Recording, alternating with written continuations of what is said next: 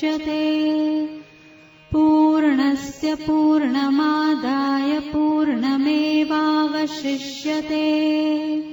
ॐ शान्ति शान्ति शान्तिः।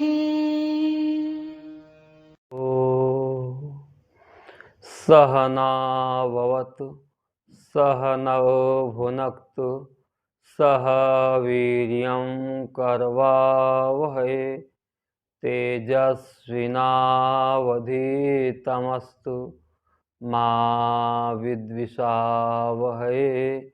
ओम शांति शांति शांति। शंकरं शंकराचार्यं केशवं बादरायणं सूत्रभाष्य कृतौ वन्दे भगवन्तौ पुनः पुनः।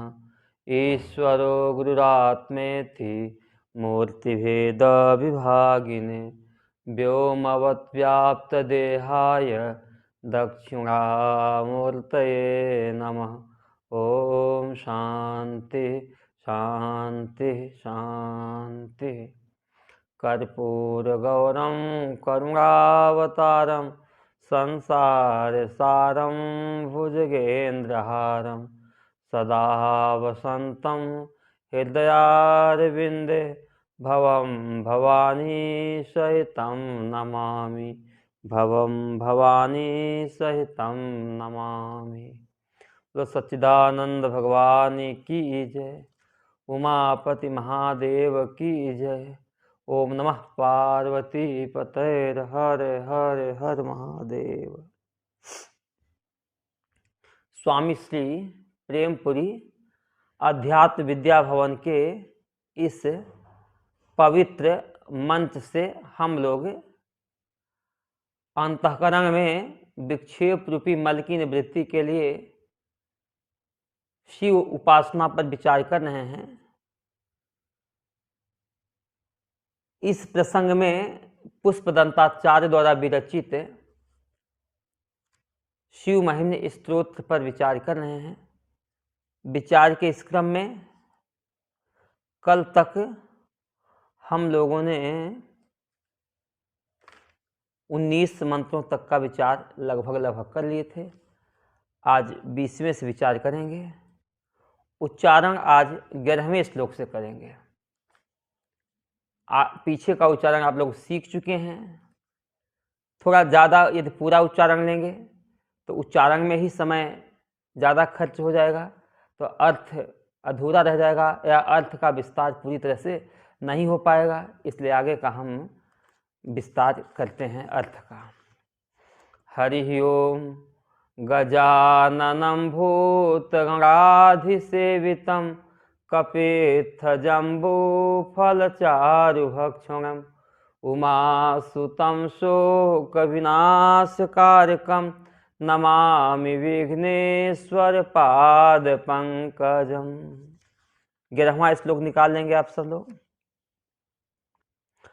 अयत्नादापाद्य त्रिभुवनमवैरव्यतिकरं दशास्यो यद्बाहु नभृतरणखण्डोपरवशान् शिरः पद्माश्रेणी रचितचरणाम्भोरुहबले स्थिरायास्त्वद्भक्तिस्त्रिपुरे हरिविस्फुर्जितमिदम् अमुष्य त्वसेवा समधिगतसारं भुजवनं बलात् कैलासेऽपि त्वदधिवसतो विक्रमयतः अलभ्यापाताले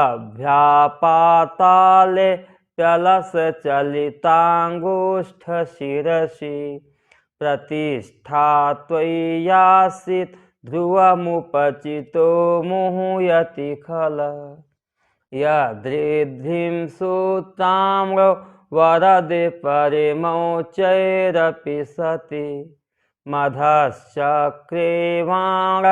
परिजनविधेयस्त्रिभुवनः न तच्चित्रं तस्मिन् वरिवसितरित्वचरणयो न कस्या उन्नत्यै भवति शिरसस्त्वय्यवनति अकाण्ड ब्रह्माण्ड क्षयचकित देवासुरकृपा विधेयस्यासीद्यस्त्रिनयनविशंसाङ्घ्रितवत् सकल्मासः कण्ठे तव न कुरुते न श्रियमहो विकारोऽपि श्लाघ्यो भुवन भयभङ्गव्यसनिन असिद्धार्था नैव क्वचिदपि सदेवासुरे नरे निवर्तन्ते नित्यं जगति जैनो यस्य विशिखा सपश्यन् ईश त्वामितरसुरसाधारणमभूत् स्मरः स्मर्तव्यात्मा न हि वसि सुपाथ्यः परिभव महीपादाघातात् व्रजति सहसा संशयपदं पदं विष्णुर्भ्राम्यत् भुजपरिघरुग्रहग्रहगणं मोहोर्द्रौदौस्थ्यं यात्यनिभृतजटाताडिततटा जगद्रक्षाये त्वं नटसि ननु वामेव विभूता वियद्व्यापितारा गणगुणितफेनोद्गमरुचि प्रवाहो वाराम्य त्रिशतलघुदृष्टशिरसिते जगद्वीपाकारं जलधिवलयं तेन कृतमि तनेनैओनेयं धृतमहिमदिव्यं तव वपु रथक्षोणीयन्ता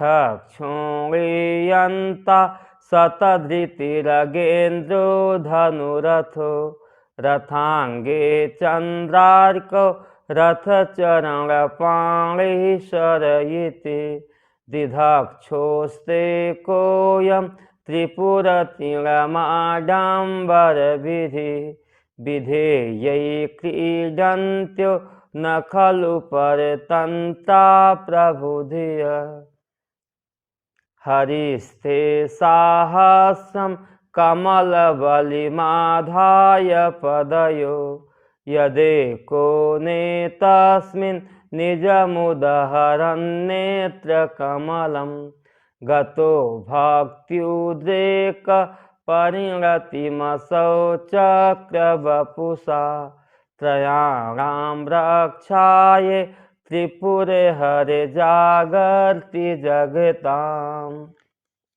कल तक हम लोगों ने 19 श्लोकों तक का विचार कर लिए थे, जहाँ यह बताया गया कि आकाश में व्याप्त जितने तारागण हैं वह तारागण आकाश गंगा में जो फेन उत्पन्न होते हैं उस फेन में जब उनकी परछाई पड़ती है तो बहुत ही सुंदर दिखाई देती है।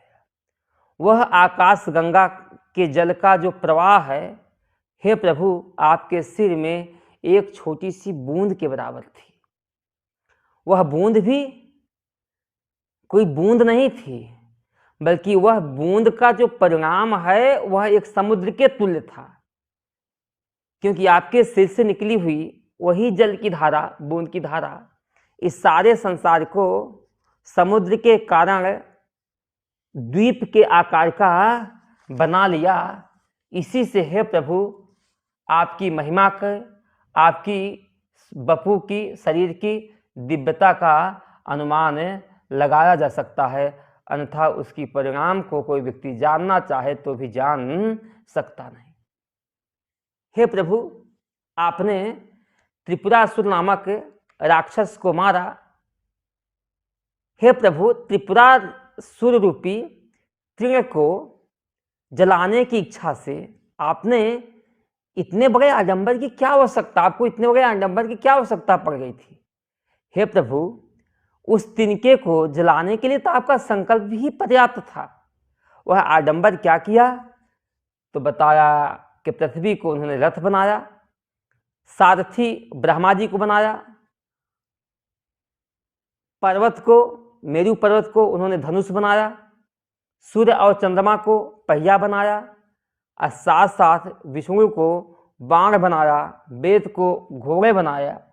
हे प्रभु, इतना बड़ा आडंबर किया तो हमें तो इस आडंबर को देख करके यही लगता है कि अपने अधीन रहने वाले जो दास हैं, उन दास के साथ खेलने के लिए प्रभु की बुद्धि परतंत्र हुआ नहीं करती है, वह हमेशा स्वतंत्र होते हैं, अपने खेलने वाली वस्तु से कैसे भी खेल सकते हैं। इसका एक वेदांत का भी तात्पर्य है, कोई भी कर्म करना तो मैं भाव न आवे, इसलिए सबका सहयोग लेकर करना, तो हमेशा यह करना कि हमने किया, मैंने नहीं किया। मैं करेंगे तो अभिमान आएगा। दूसरी बात यह ध्यान देना कि त्रिपुरासुर और दूसरा कोई नहीं है, इन तीन पुरों पे जो अभिमान करे वही त्रिपुरासुर नामक राक्षस है। उस राक्षस को मारने के लिए इस शरीर रूपी पृथ्वी है, इसको ही रथ बनाना है, इसमें जो बुद्धि है उसको सारथी बनाना है, जो अहंकार है उसको धनुष बनाना है, और एक विवेक रूपी जो दृष्टि है उस दृष्टि को रथ के पहिए बनाने हैं, मतलब विवेक से दिखाए गए रास्ते पे हमें चलना है। और विष्णु को चक्र को जिन्होंने हाथ लिया धारण किया है, विष्णु को बाण बना करके, बैराग को बाण बना करके अपने इस संसार को, तीनों शरीरों के अभिमान को काट करके हम अपने स्वरूप की प्राप्ति कर सकते हैं। 19वें मंत्र में बताया कि हे प्रभु, भगवान विष्णु 1000 कमलों की फूलों से आपकी पूजा करने का संकल्प लिया।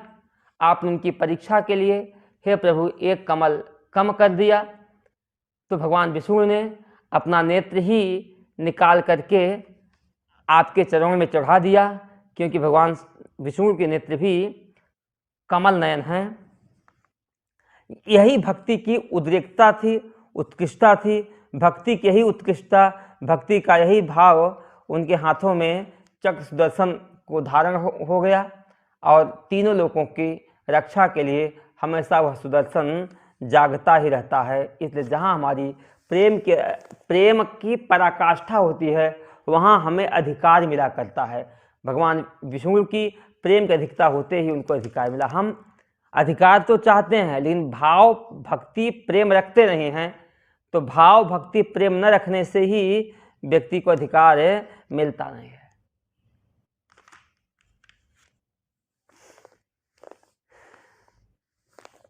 इसी भाव को लेकर के कल विचार किया गया कि प्रभाव को इंद्रियां चढ़ानी है। इंद्रियों को चढ़ाने का मतलब क्या? इंद्रियों को काट करके अलग नहीं करना।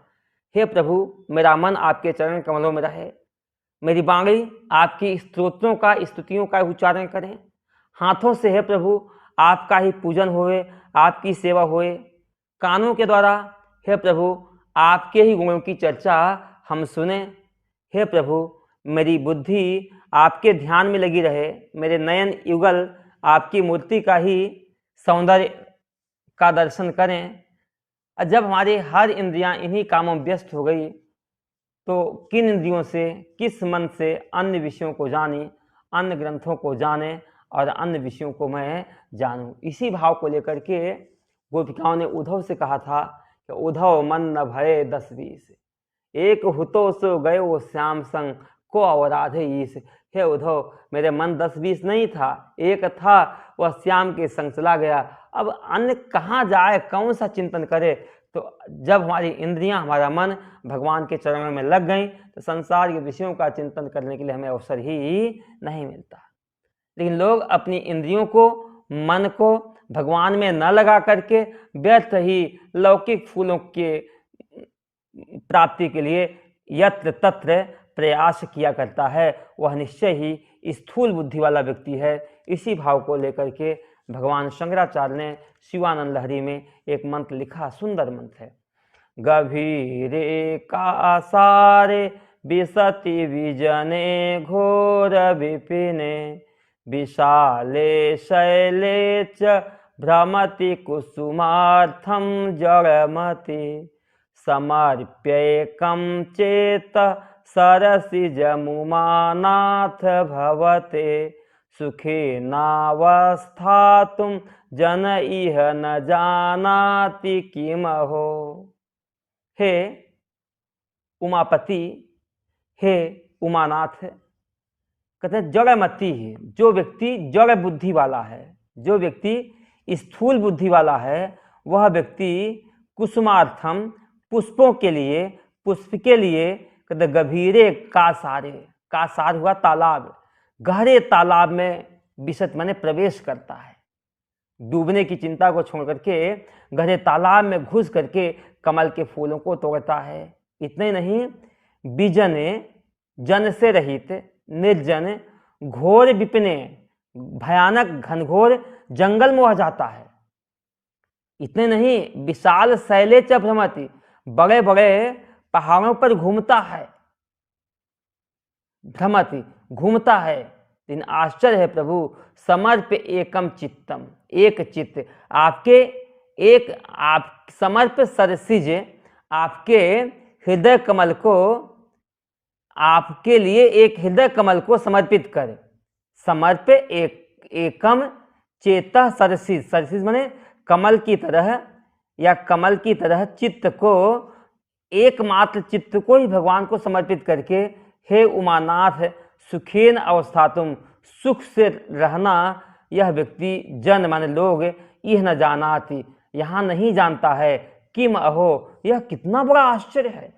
और प्रभु आपका जो चित्त की तुलना यहाँ कहा गया है सरसिस से, कमल जैसे, जैसे कमल जल में रहता हुआ भी जल से असंग रहता है, उसी प्रकार से राग द्वेष से रहित चित्त को, एकमात्र चित्त को भगवान में समर्पित करके, हे उमानाथ सुखेन अवस्थातुम इह न जानाति जन, लोग इस संसार में सुखपूर्वक रहना जानते नहीं हैं, किम हो, यह कितना बड़ा आश्चर्य है।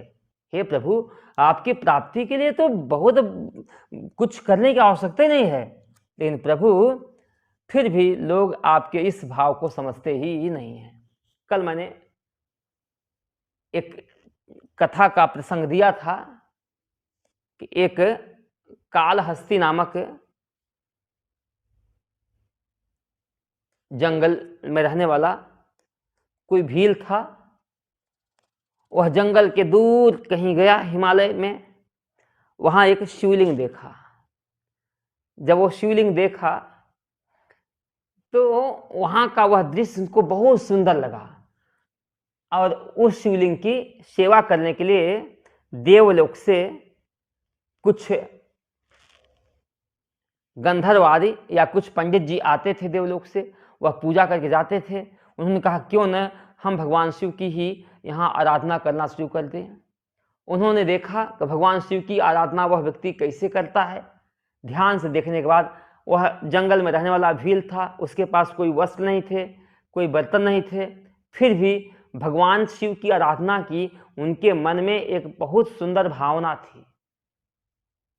उसी भावना के वशीभूत होकर के जंगल में जो सुवर्ण मुखरी नामक एक नदी थी वहां से बहती थी, उस नदी से कुछ मछली मारी, मछली को भूना, भूनने के बाद उसको पकाया, शहद तोड़े, उस हड्डियां निकाली मुंह से और शहद लगाया, और कुछ फूल तोड़े, और अब भगवान शिव पर इन सबको चढ़ाने का नंबर आया।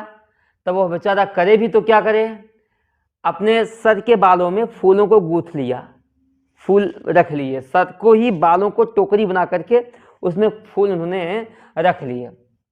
जल चढ़ाने के लिए मुख में ही स्वर्ण नदी का पानी लिया और हाथ में भोजन लेकर के भगवान के पास पहुँचे, और जैसा पंडित जी को देखा था पूजा करते हुए, उन्होंने पांव से ही पहले चढ़े हुए निर्माल्य को हटाया, इसके बाद मुख का पानी भगवान शिव पर डाल करके उनका अभिषेक किया, और फिर सर को झुका करके अपना जो फूल रखे हुए थे वह फूल भगवान शिव को समर्पित किया। इसके बाद भगवान शिव से वह भक्त बड़े भाव से कहता है, प्रभु आपके लिए मैं भोग लाया हूँ, सुवर्ण लकड़ी की यह मीठी मछली है, मैंने खा के देखा है, इसमें कोई हड्डी भी नहीं है, भाव से आप प्रभु नहीं खाओगे तो हम कैसे खाएंगे।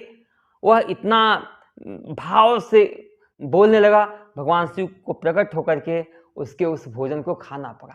मतलब कहने का भाव को भोजन ऐसा लगा कि भगवान शिव भोजन कर रहे हैं, भले वो भोजन गिर रहा था वहां, लेकिन उसको लगा कि भोजन कर रहे हैं। दूसरे दिन सुबह फिर पंडित जी आए देवलोक से, कहे वाह वाह, कोई अनिष्ट, कोई मलेच्छ यहाँ आ गया था, भगवान शिव के ऊपर मांस आदि चढ़ा गया है, निश्चय ही भगवान शिव अशुद्ध हो गए हैं। फिर गंगा जल से उनका अभिषेक करके शिव को पवित्र किया और पंडित जी पूजा करके चले गए। और फिर उसका भी वही भील का वही ढंग से वह रोज पूजा करना शुरू कर दिया। रोज पंडित जी कहे कि कुछ भी हो जाए तो बहुत अनर्थ हो रहा है, क्या करूं, कैसे करूं। बड़ा दुखी हो गए बेचारा पंडित जी। तो एक दिन भगवान ने स्वप्न दिया पंडित जी को, यदि उस हमारे भक्त की पूजा देखनी हो तो कल झाड़े में छिप करके उसकी पूजा का भाव देखना, उसके मन में कितना पूजा का भाव है। वह पंडित जी पूजा करके किसी झाड़ी में छिप गए। इसके बाद वह अपने ढंग से आया और पूजा करने लगा। और जैसे भोजन निवेदन किया तो देखा, अरे भगवान की आंखों से खून, लगता है कोई जंगल का हाथी या कोई जंगली जानवर आकर के भगवान को चोट पहुंचा दिया। अब कल से मैं रात भर यहाँ पहरा दूंगा, लेकिन ये तो कल, आज से रात भर पहरा दूंगा, लेकिन ये तो आज रात की बात है, दिन में भगवान खाएंगे तो क्या खाएंगे, और भगवान का चोट कैसे कम होवे। वह तुरंत भोजन एक किनारे रखा और लेकर के कोई पत्ती ले आया, भगवान की आंखों में उस पत्ती का रस डाला, लेकिन आंख से खून बहना बंद नहीं हुआ। उसने कहीं अपने बुजुर्गों से सुना होगा, यदि दूसरे आंख की जगह अपनी आंख काट के निकाल दोगे तो वो आंख ठीक हो जाएगी। उसने चाकू से अपनी आंख निकाली और भगवान की आंख में फिट कर दिया। भगवान की आंख से खून बहना बंद हो गया। बड़ा खुश हुआ, नाचने लगा, हे प्रभु आज मेरी यह आंख आपके काम आ गई। लेकिन यह क्या, भगवान दूसरी आंख से भी आंसू बहने लगा आपको। कहा कोई बात नहीं है, अब एक आंख और है, इसको भी निकाल कर मैं भगवान के चढ़ा दूंगा। लेकिन जब मेरी दोनों आंख निकल जाएगी, सोचा तो किस जगह आंख लगानी है। कहीं आंख की जगह न लगा करके कहीं मत्थे पे लगा दिया, कहीं और लगा तो अनिष्ट हो जाएगा, भगवान कुरूप हो जाएंगे। तो किस जगह लगना है, उस जगह आंख पे उसने अपने अंगूठे, पांव के अंगूठे को दबाया कि इससे हमें अंगूठे के पास ही लगाना है। और जैसे आंख निकालने के लिए उद्यत हुआ, भगवान शिव प्रकट हो गए और कहते उस स्थान का नाम ही कालहस्तीश्वर महादेव पड़ा। और साउथ में वह बहुत प्रसिद्ध है, एक तरह से साउथ का एक ज्योतिर्लिंग भी है, आकाश ज्योतिर्लिंग है। तो कहने का भाव है, आकाश या तेज ज्योतिर्लिंग है।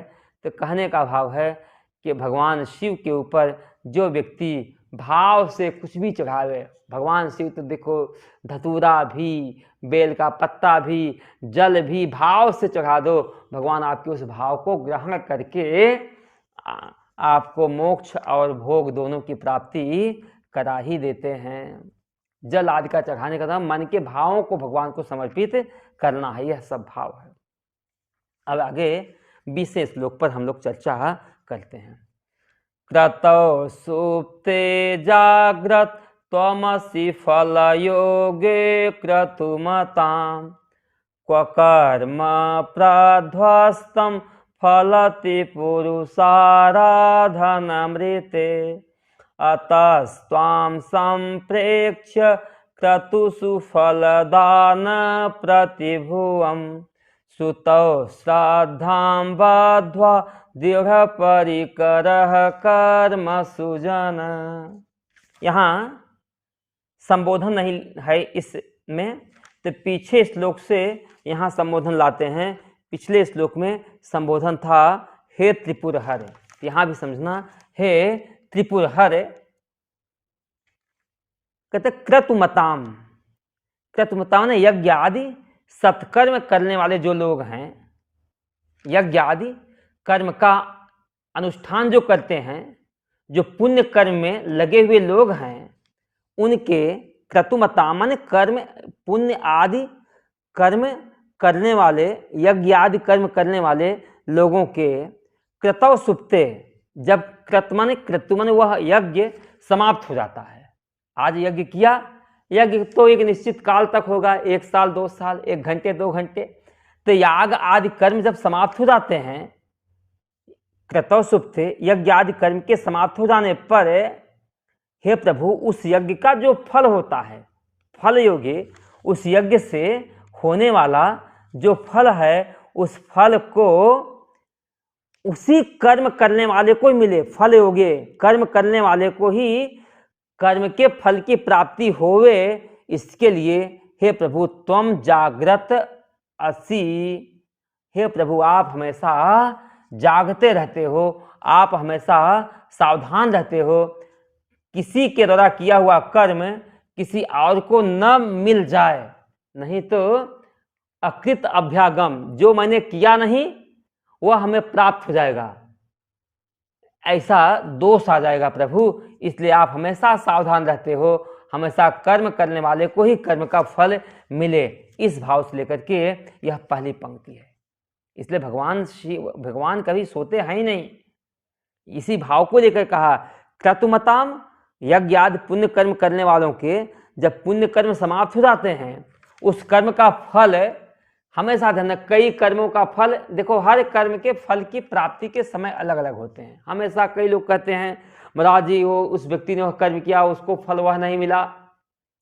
देखो धरती में जब हम कोई बीज बोते हैं, मेथी बो दिए तो मेथी का बीज तो 2 दिन में अंकुर होकर बाहर आ जाएगा, लेकिन उसी जमीन में धनिया का बीज बो दिए तो धनिया का बीज तो अंकुर होकर बाहर निकलने में कम से कम 20 दिन लग जाते हैं।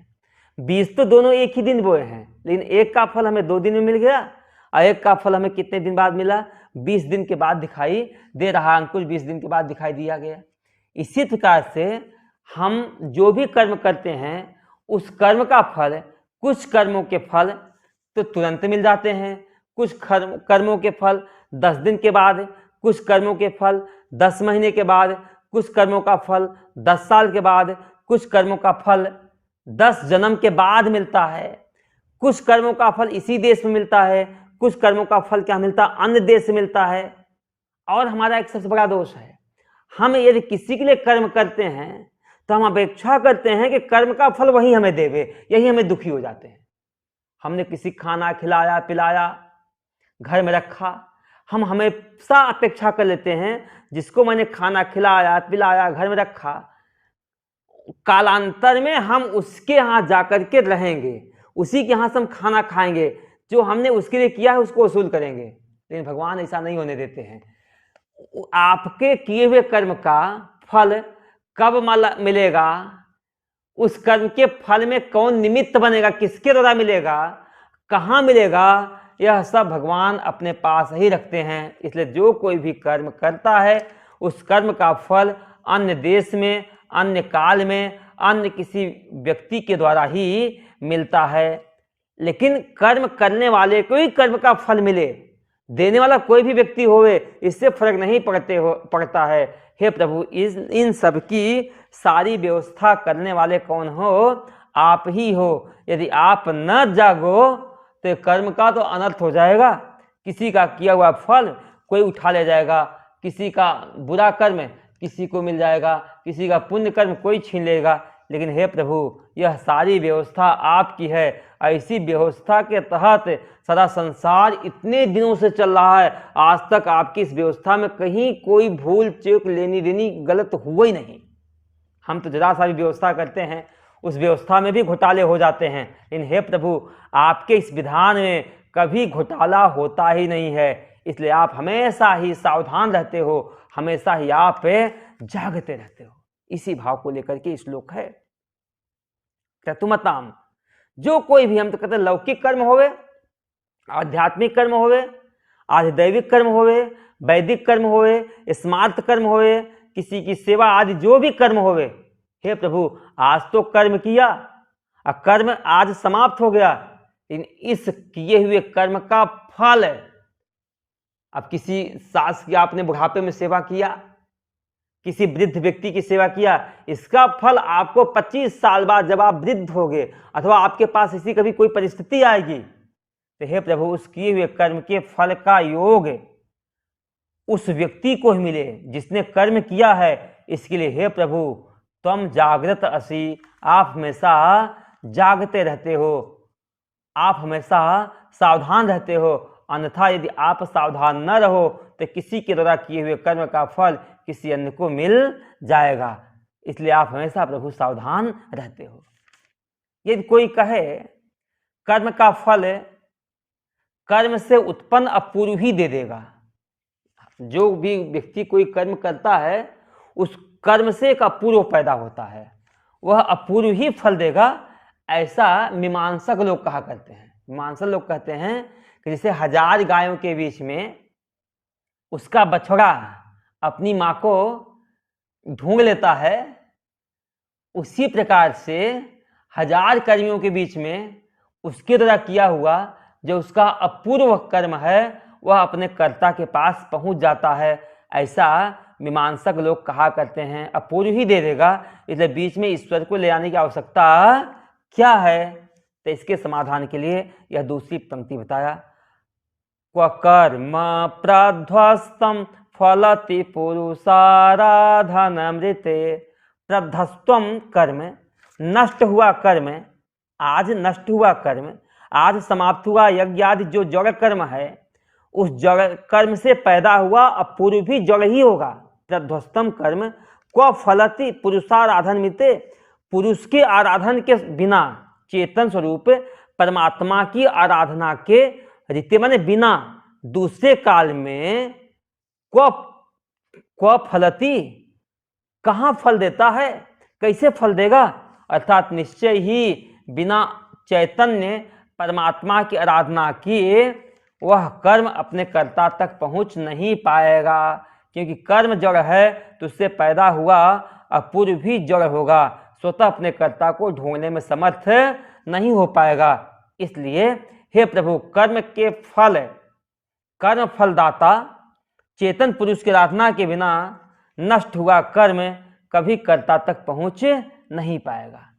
अतः इसी कारण से प्रभु क्रतुषु माने हुआ, इसी कारण से हे प्रभु यज्ञादि कर्मों में, क्रतुषु माने यज्ञादि कर्मों में फल दान प्रतिभुवम, यज्ञादि कर्मों में यज्ञादि कर्मों के फल देने के लिए जमानती रूप से, फल दान प्रति, फल के दान के प्रति जमानती रूप से हे प्रभु त्वाम संप्रेक्ष, आपको ही प्रेक्षण, आपको अच्छी तरह से प्रेक्षा माने अच्छी तरह से जान करके व्यक्ति क्या करता है, श्रुतौ श्रद्धाम बद्ध्वा, श्रुति में श्रद्धा बांध करके, श्रद्धा रख करके जनमन लोग कर्मसु पर लोग कर्म में मजबूती से लगे रहते हैं। हे प्रभु, यदि आप उसके साक्षी नहीं होगे तो कोई व्यक्ति वैदिक कर्मों में भरोसा करके कभी कर्म का अनुष्ठान करेगा ही नहीं।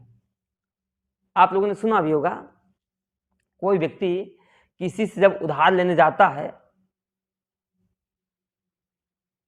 तो उधार देने वाला व्यक्ति उस उधार लेने वाले से कहता है कि भाई हम उधार दे रहे हैं, इसके लिए किसी को जमानती रूप से ले आओ। बैंक भी अमानत रूप से कुछ न कुछ जमानती मांगता है। जमानती के रूप में, जमानती इसलिए मांगा जाता है यदि आप कर्म का, यदि हमने जो उधार तुम्हें पैसा दिया है, यदि उस पैसे को तुम वापस नहीं किए तो जमानती जो है उससे हम वसूल करेंगे, अथवा जमानती तुमसे वह पैसा दिलवाएगा।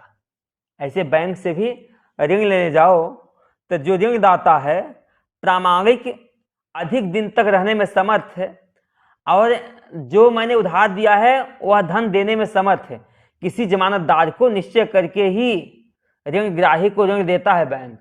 और यदि ऋणग्राही ऋण न दे, भाग जाए या मर जाए, जमानतदार से बैंक अपना दिया हुआ धन वापस ले लेता है, उसकी जमानतदार की जमीन आदि अपने अधीन कर लिया करता है। उसी प्रकार से हे प्रभु, ये संसार के लोग ने आपको ही संप्रेक्ष माने कर्म फल दान के प्रति आपको ही जमानती बना करके ही श्रुतौ श्रद्धाम, श्रुति में वेद में श्रद्धा रख करके कर्मस्वन यज्ञ आदि कर्मों में लोग दृढ़ता से परिकरह प्रयास करते हैं। यदि आप उसके साक्षी न बनते न, यदि आप उसके विश्वासी न बनते न, तो कोई भी व्यक्ति कर्म का अनुष्ठान नहीं करता। तभी आजकल कुछ नास्तिक लोग कहा करते हैं, अरे आज कर्म करते हूँ, फल मिलेगा कि नहीं मिलेगा, स्वर्ग में फल मिलता है नहीं मिलता है, स्वर्ग के फल को किसने देखा है, आदि नास्तिक लोग तमाम प्रकार के आपके ऊपर आक्षेप किया करते हैं। लेकिन निश्चय ही हे प्रभु, किए हुए कर्म का फल आप देते ही देते हो, इसलिए आप स्वयं देख लो। कर्म के फल का हम लोग पूरी तरह से उपेक्षा नहीं कर सकते हैं, क्योंकि आपने देखा एक बच्चा पैदा हुआ और पैदा होते उसके पास 10 नौकर चाकर सुख सुविधाएं लाखों करोड़ों का मालिक बन जाता है। दूसरा बच्चा वहीं पैदा होता है किसी गरीब के यहाँ, पैदा होते ही माँ के स्तनों में दूध नहीं मिलता है, कहीं किसी की माँ मर जाती है, कोई बच्चा भूखे रहता है, सड़क पे कैसे पलता है। तो अभी उस व्यक्ति ने तो कोई कर्म नहीं किया ना, लेकिन एक व्यक्ति को फल मिल रहा है, एक व्यक्ति को फल नहीं मिल रहा है, दुख मिल रहा है, बीमार है, पैदा होते ही कष्ट भोग रहा है, तो निश्चय ही यह पूर्व जन्मों का किया हुआ उसका पुण्य अथवा पाप कर्म है जो इस जन्म में उस व्यक्ति को मिल रहा है। और उस जन्म में उस कर्म के फल को देने वाला कौन है? चेतन परमात्मा के सिवा कर्म अपने कर्ता के पास पहुंचने में समर्थ होता नहीं है। इसलिए हे प्रभु, आपको ही संप्रेक्ष माने प्रेक्षण गवाही मना करके ही यज्ञ आदि कर्मों में फल दान के प्रति आपको ही गवाही मान करके व्यक्ति श्रुतो श्रद्धा बद्ध्वा, श्रुति में श्रद्धा बांध करके लोग कर्मसु दृढ़ पर कर्म करने में दृढ़ता से लगे रहते हैं। यदि यजमान के मन में विश्वास न होने तो कभी वह कर्म का अनुष्ठान करेगा ही नहीं। हे प्रभु, आप में श्रद्धा से रह करके यदि कोई कर्म करता है तो निश्चय ही उस कर्म की फल की प्राप्ति होती भी है, और शिव में श्रद्धा न रह करके कितना भी अच्छे से समझ से काम करो, वह कर्म कभी भी फलीभूत होती नहीं है। इसलिए कोई भी कर्म करना, एक भाव से करना, श्रद्धा से करना, तो उस कर्म का फल निश्चय मिलता है। व्यवहार जगत में भी देखना, एक माँ बाप की सेवा व्यक्ति करता है, एक सेवा भाव से करता है, श्रद्धा से करता है, तो उस श्रद्धा से किए हुए कर्म से उसको प्रसन्नता भी मिलती है, और उस कर्म में उसको थकावट भी नहीं मिलती है, और उस कर्म का उसका एक अच्छा संस्कार बनता है, और संस्कार से उसको आगे लोक में मरने के बाद भी उसको उसके फल की प्राप्ति होती है। और उसी माँ बाप को हम खिला तो रहे हैं लेकिन श्रद्धा से नहीं कर रहे। जैसे एक नौकर खिलाता तो है लेकिन श्रद्धा से नहीं कराता, तो हमेशा उसको जो फल मिलना चाहिए, और सबसे बड़ा फल सुख है। श्रद्धा से यदि कर्म करते हो तो बड़ा आनंद की प्राप्ति होती है, और श्रद्धा से नहीं कर्म करते हो ना तो आपको आनंद भी नहीं मिलता है, दुख की प्राप्ति होती है, अशांति होती है, और उसका कोई संस्कार न बनने से आगे भी फल की प्राप्ति होती नहीं है। इसी भाव को लेकर के 21वां मंत्र है।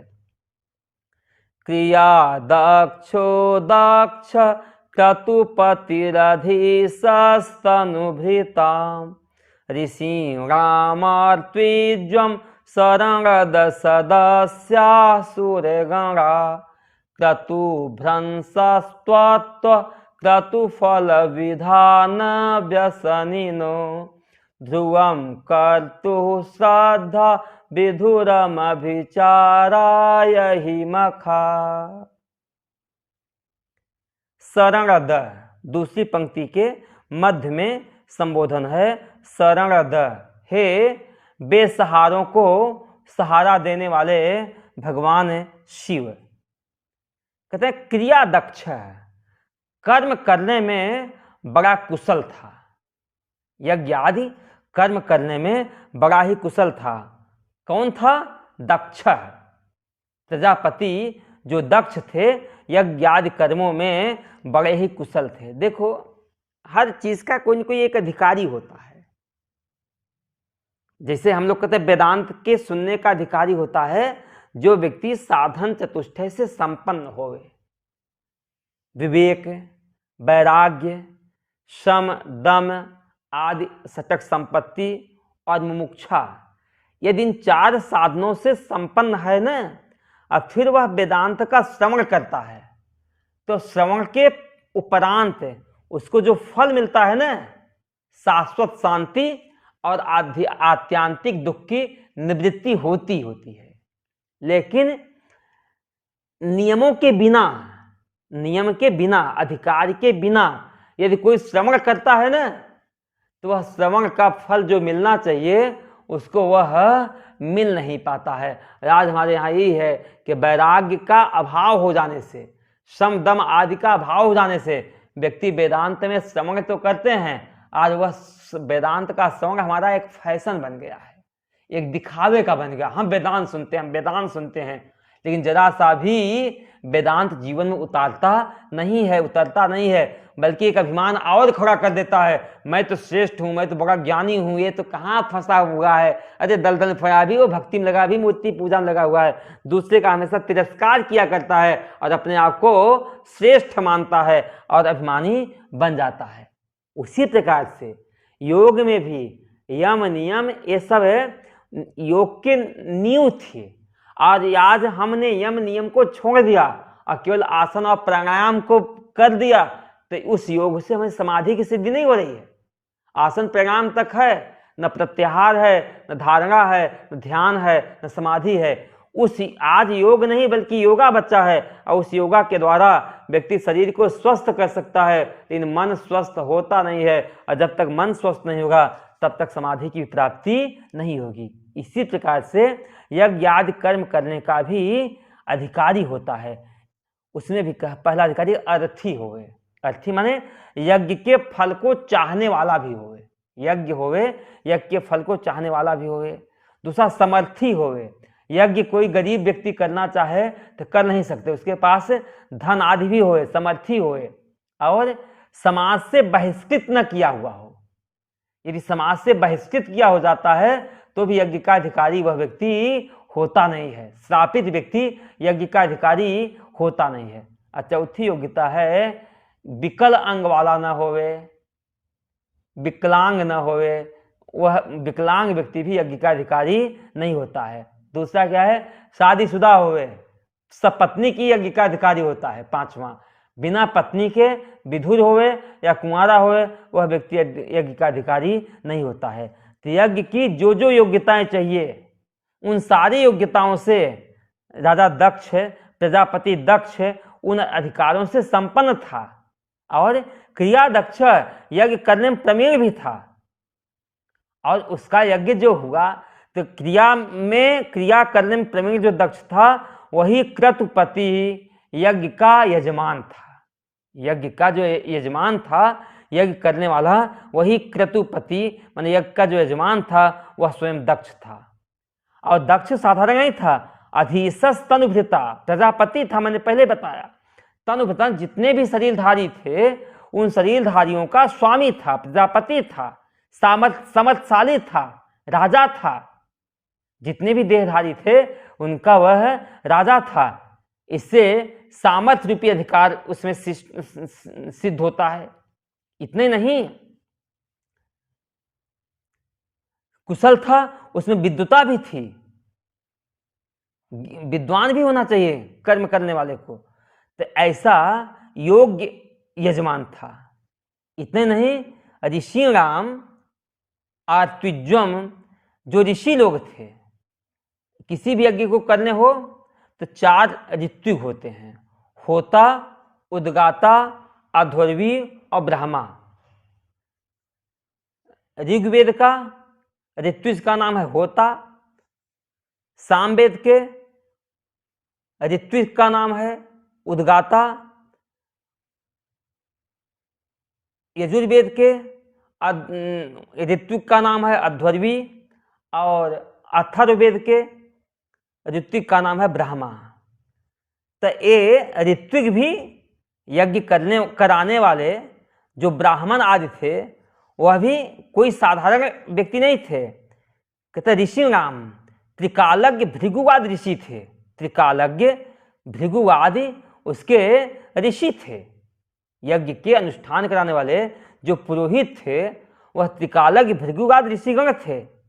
हे प्रभु, उस यज्ञ के जो मेंबर थे, सदस्य भी कोई साधारण नहीं थे। सूर्यगणा सदस्य, जितने भी देवतागण थे, ब्रह्मा आदि देवताओं के जो समूह थे वह समूह यज्ञ के दर्शक थे, सभासद थे।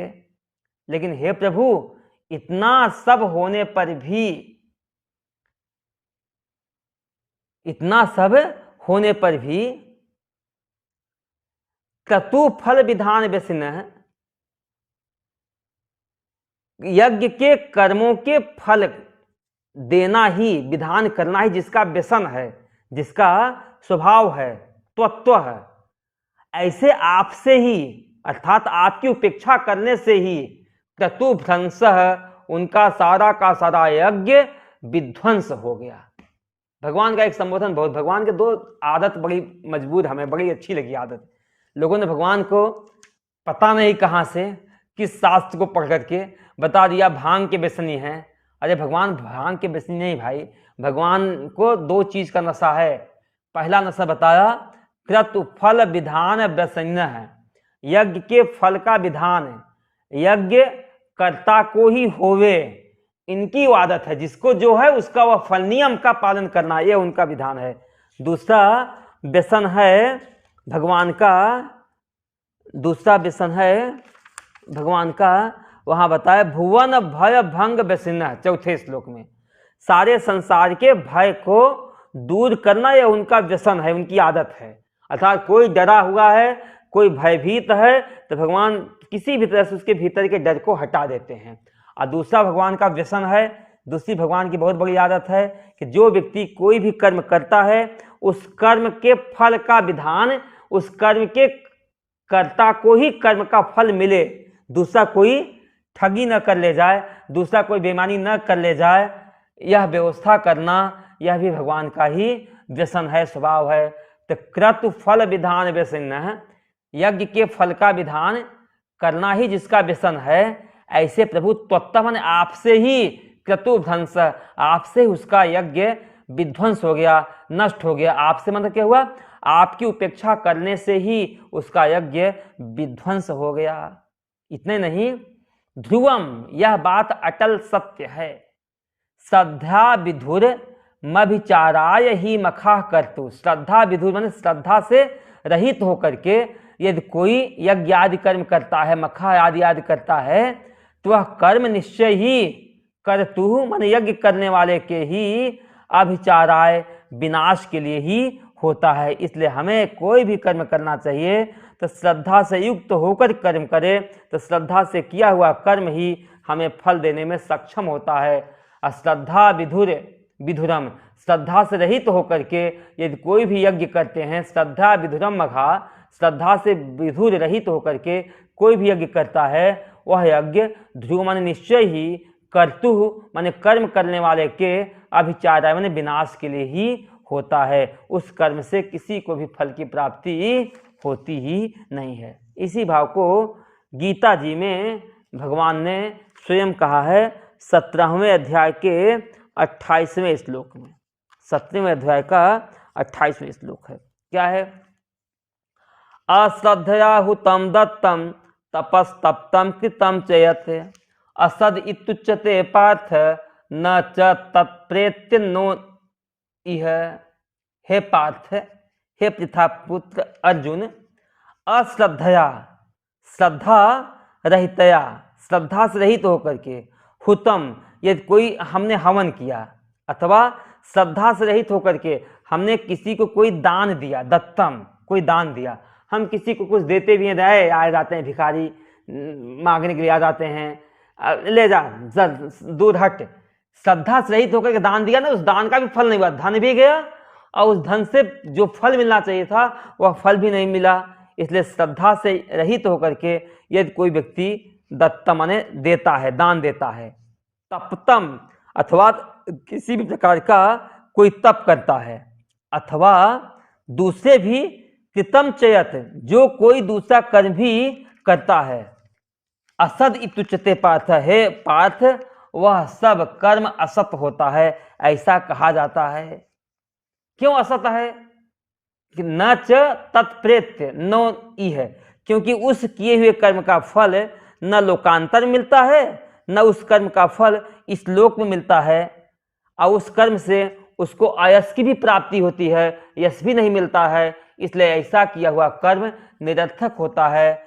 इसलिए हमेशा कोई भी कर्म करना चाहे छोटा से छोटा कर्म होवे, साधारण से साधारण कर्म होवे, ईश्वर में श्रद्धा रख करके एक भाव से, एक प्रेम से यदि कर्म किया जाए तो वह कर्म निश्चय ही फलदायी होता है। अब बड़ा से बड़ा कर्म, यज्ञ आदि कर्म भी किया, श्रद्धा से रहित किया, केवल मान बड़ाई आदर सत्कार के लिए किया, तो वह कर्म यजमान के विनाश का ही कारण होता है, क्योंकि उससे अहंकार की पुष्टि होगी। उस अहंकार के कारण वह विनाश माने पतन के रास्ते पर चला जाता है। इसलिए छोटा से छोटा काम करना, हम तो कहते हैं झाड़ू लगाना, ये भी एक भाव से लगाना। सबरी ने झाड़ू लगाया, भगवान के दर्शन हो गए। खाना बनाना, एक भाव से बनाना, जब से घर में आए हैं, नौकर बन गए हैं, जरा सा सुख नहीं है, अरे उसमें भाव रखो, हमारे इन हाथों में भगवान इतनी शक्ति दी है, इन हाथों से हम 10 लोगों को रोटी खिला सकते हैं। अरे हमें तो ऐसा लगता है, एक जगह में कहीं किसी के यहाँ, मैं नहीं, कोई महात्मा बता रहे थे, किसी के यहाँ भोजन करने गए तो महात्मा जी थे, महात्मा जी के साथ 2-3 लोग और थे। तो महात्मा जी की रोटी तो घर में बनी और 2-3 लोगों की जो रोटी और महात्मा थे उनका टिफिन बाहर से आया। हमें जब किसी महात्मा ने बताई तो यह बात सुनकर के मेरे को बड़ा आश्चर्य हुआ, ऐसा भी हो सकता है क्या? अरे जहाँ एक आदमी की रोटी बन सकती है वहाँ 3 की तो बन सकती है, लेकिन हमारे मन में खिलाने का भाव नहीं है। यह तो या तो भाव में आ गए या किसी कहने से खिला दिया। तो ऐसा खिलाया हुआ आपका धन भी खर्च किया, उससे आपका कोई अपूर्व भी नहीं बना जिससे आपको आगे की फल की प्राप्ति होगी। इसलिए और उस खिलाने से आपका अपयश ही मिला, आपको यश भी नहीं मिला। यहाँ भी मैं प्रवचन में भी कर रहा हूँ तो अपयश ही बोल रहा हूँ उस व्यक्ति की। इसलिए मेरे भाई, जो भी काम करना, छोटा छोटा भोजन बनाओ भी भाव से बनाओ कि हमारे हाथों में भगवान ने ऐसा अवसर दिया है कि 10 को हमें रोटी खिलाने का अवसर मिला है, 10 की हमें सेवा करने का अवसर मिला है। माता पिता की सेवा करो, मरीज की सेवा करो, कहीं भी हम तो कहते हैं काम वाली बाई को भी कुछ धन दो, कुछ करो, उसकी भी एक मजबूरी हो सकती है। हमसे तो आप सोचना, एक घर की 4 बर्तन नहीं साफ होते हैं, वह 10 घरों में जाकर के बर्तन साफ करती है, फिर घर में भी अपना काम करके आती है, तो कहीं ना कहीं उसकी भी तो कोई मजबूरी होगी, तो इसको भी देना। तो ये न सुना भिखारी हैं, इनकी यही आदत हो गई है, ये मांगते रहते हैं। अरे आप कल्पना करना, आपको 50,000 कम हो पाते हैं, उस बेचारी को 6,000 7,000 में क्या होता होगा इस महंगाई के ज़माने में, तो भी देना, ये भाव से देना कि हे प्रभु मैं देना तो बहुत चाहता हूँ, लेकिन क्या करूँ, इतनी सामर्थ्य नहीं कि नहीं दे पा रहा हूँ। एक दोहा आता है, जो संपत्ति शिव राम नहीं, दीन दिए 10 माथ, सोई संपदा विभीच नहीं, सकुच दीन रघुनाथ। जो संपत्ति भगवान शिव ने रावण को 10 मत्था चढ़ाने पे दिया, वही सारी संपत्तियां भगवान श्री राम ने विभीषण को दिया, लेकिन संकोच के साथ दिया। देना तो बहुत कुछ चाहता हूं, लेकिन मैं कुछ दे नहीं पा रहा हूं। तो किसी को भी कुछ भी देना हो, एक भाव से देना, एक श्रद्धा से देना। कुछ भी सेवा करनी है, कुछ भी यज्ञ करना है, भाव से करना। निश्चय ही छोटा से छोटा किया हुआ कर्म भी भाव से करोगे तो वह बहुत बड़े फल को देने वाला होगा। अब बड़ा से बड़ा काम भी करोगे, यदि भाव नहीं होगा तो वह कर्म असद इत्युच्यते, वह असद कर्म कहा जाता है, क्योंकि उस कर्म का फल न मरने के बाद मिलता है, न यहाँ मिलता है, बल्कि यहाँ पर फल की बात छोड़ दो, उस कर्म से आपको अपयश की ही प्राप्ति होती है, जो यजमान के विनाश का ही कारण होता है। इसलिए कभी भी हमें ऐसे कर्म का अनुष्ठान करना नहीं चाहिए जो अश्रद्धा से होवे। अब आप खुद सोच सकते हैं, जब दक्ष जैसा व्यक्ति जो कर्म इतनी चतुराई से करता था, बहुत बड़ा विद्वान था और वह उस यज्ञ का यजमान था। दक्ष कोई साधारण व्यक्ति नहीं था, सारे संसार के लोगों का मालिक था, प्रजापति था, हर शरीरधारियों का अधीश्वर था, और उस यज्ञ को कराने वाले भी कोई साधारण लोग नहीं थे। बड़े बड़े ऋषि आदि उस यज्ञ को कराने वाले थे। उस यज्ञ के जो सदस्य थे वह भी देवता गण थे, लेकिन फिर भी हे प्रभु, उसका वह कर्म क्रतु ध्वंसः, उसका वह यज्ञ निश्चय ही ध्वंस हुआ, आपसे ही ध्वंस हुआ, क्योंकि उसने आपकी उपेक्षा किया। हे प्रभु, क्रतु फल विधान व्यसन, आपका बताए 2 ही व्यसन है, एक यज्ञ के कर्म के फल की प्राप्ति कर्म के कर्ता को मिले, और दूसरा आपका व्यसन पहले बताया भुवन भय भंग व्यसन है, संसार के भय को दूर करने वाले आप हैं, यह आपका एक व्यसन है। तो भगवान शिव को पता नहीं लोगों ने कहाँ भांग का व्यसनी बना दिया, लेकिन भगवान ऐसा शास्त्र में लिखा है कि भगवान के पास भांग का व्यसन नहीं है, भगवान के पास व्यसन है तो दो चीजों का व्यसन है। पहला व्यसन क्या है? भुवन भय भंग व्यसन है, संसार के भय को भंग करना, तोड़ना, यह उनका एक व्यसन है, एक स्वभाव है, एक आदत है। किसी को दुखी नहीं देख सकते हैं, जिसको दुखी देखेंगे तुरंत अपने आप को कुर्बान करके, अपने आप को उनको सौंप करके उसके दुख को दूर करना चाहते हैं। और दूसरा भगवान का स्वभाव है क्रतु फल विधान व्यसनिन है, यज्ञ के फल का विधान करना, मतलब यज्ञ के कर्ता को ही यज्ञ का फल मिले, यह उनका व्यसन है। मतलब कोई बेईमानी न करे, जिसने जो कर्म किया है उस कर्म का फल उसको ही मिले। लेकिन आपकी प्रभु ऐसा स्वभाव होने पर भी दक्ष ने आपकी उपेक्षा किया, इससे उसका कर्म निश्चय ही नष्ट हुआ। तो हे प्रभु, मैं तो यही समझता हूं, श्रद्धा से रहित होकर के कोई भी व्यक्ति कर्म करता है, यज्ञ करे, कर्म करे, दान देवे, निश्चय ही वह कर्ता के विनाश का कारण होता है। भगवान स्वयं ने भी कह दिया, अश्रद्धया हुतम दत्तम तपस तप्तम कृतम च यत् असद इत उच्यते पार्थ न च तत्प्रेत्य नो इह। अश्रद्धा से हवन किया हुआ, दान दिया हुआ, तप किया हुआ अथवा कोई भी कर्म करते हो, उस कर्म को असत कहा गया है, क्योंकि उस कर्म को निरर्थक कहा गया, असत माने, क्योंकि उस कर्म का फल न स्वर्ग में मिलता है, न उस कर्म का फल इस लोक में मिलता है, बल्कि अपयश का कारण और भी होता है। वहीं श्रद्धा से, भाव से दूसरे कल्याण के लिए कर्म करते हो, उस कर्म से आपको यश की भी प्राप्ति होती है। विश्वामित्र ने भी एक यज्ञ कर्म किया, लेकिन उस यज्ञ में भाव था, श्रद्धा थी कि त्रिशंकु को स्वर्ग पहुंचाना, उसको दक्ष को, विश्वामित्र को यश भी मिला, प्रशंसा भी हुई, और उन्होंने अपना एक कर्जा, विश्वामित्र के ऊपर एक कर्जा था, किसका? त्रिशंकु का।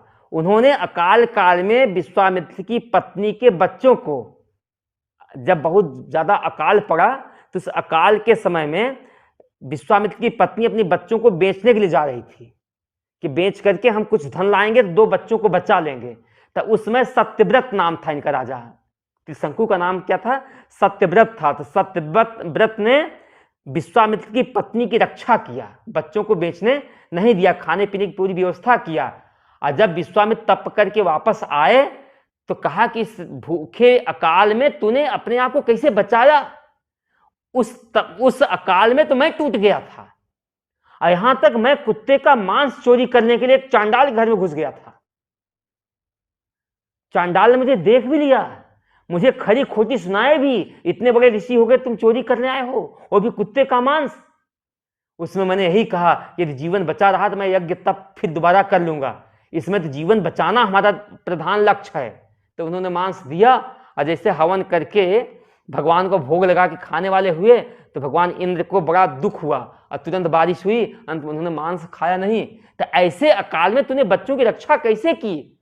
तो कहा यह राजा महान था जिसकी वजह से मैंने अपने बच्चों को बेचने से रोक पाई, नहीं तो मैं अपने बच्चों को बेचने ही जा रही थी। तो उनका एहसान था, उस एहसान के बदले उन्होंने बड़ी भाव से, श्रद्धा से यज्ञ किया, उस यज्ञ से विश्वामित्र को भी यश की प्राप्ति हुई। तो कहने का भाव है, कोई भी कर्म करो, छोटा से छोटा कर्म करो, उस कर्म में हमारा एक भाव, श्रद्धा होना ही चाहिए, तभी यज्ञ की सफलता होती है। बाकी का विचार हम लोग कब करेंगे? कल करेंगे। आज इतना ही। ओम पूर्णमदः पूर्णमिदं पूर्णात् पूर्णमुदच्यते पूर्णस्य पूर्णमादाय पूर्णमेवावशिष्यते। ओम शांति शांति शांति। बोलो सच्चिदानंद भगवान की जय, उमापति महादेव की जय। ओम नमः पार्वती पतये, हर हर हर महादेव। ॐ शान्ति शान्ति शान्तिः।